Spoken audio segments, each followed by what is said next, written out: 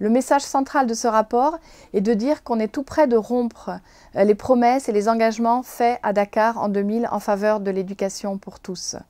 Il est très important que les gouvernements et que la communauté internationale agissent de façon urgente pour que justement ces objectifs d'ici 2015 puissent être atteints.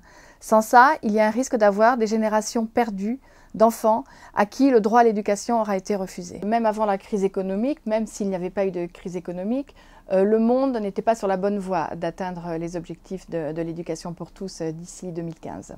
Aujourd'hui, il y a encore 72 millions d'enfants qui n'ont pas accès à l'école et 759 millions d'adultes ne savent pas lire ni écrire. Les 2/3 de ces adultes sont des femmes. Les gouvernements ont quelque part échoué à atteindre les populations les plus marginalisées, les plus exclues de leur société. La cause principale est naturellement la pauvreté. Le fait d'être née fille est dans beaucoup de pays un handicap supplémentaire, si l'on peut s'exprimer comme cela. Les autres causes sont aussi reliées au fait, par exemple, de venir d'une minorité ethnique ou linguistique, d'habiter une zone rurale reculée, d'habiter dans un pays qui est confronté à un conflit.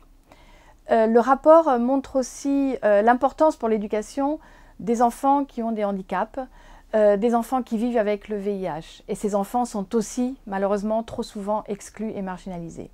Des progrès considérables ont été menés depuis les années 90. Il faut savoir la décennie 90 a été appelée la décennie perdue en matière d'éducation. Depuis 1999, le nombre d'enfants non scolarisés a diminué de 33 millions. En Afrique subsaharienne, le taux d'inscription au niveau de l'enseignement primaire a été multiplié par 5 par rapport aux années 90. En Asie du Sud et de l'Ouest, le nombre d'enfants non scolarisés a diminué de moitié, en partie grâce à des politiques visant à mettre les filles à l'école. On note aussi également un cas très intéressant, par exemple en Inde, le nombre d'enfants non scolarisés a diminué de 15 millions, uniquement entre 2001 et 2003. Le rapport met aussi en lumière les questions liées au genre et on note là aussi des progrès. L'écart entre les sexes a diminué. Par exemple, au Sénégal, en l'espace d'une génération, au niveau de l'enseignement primaire, le rapport entre les filles et les garçons est passé de 85 filles pour 100 garçons à aujourd'hui une égalité en matière de nombre entre filles et garçons.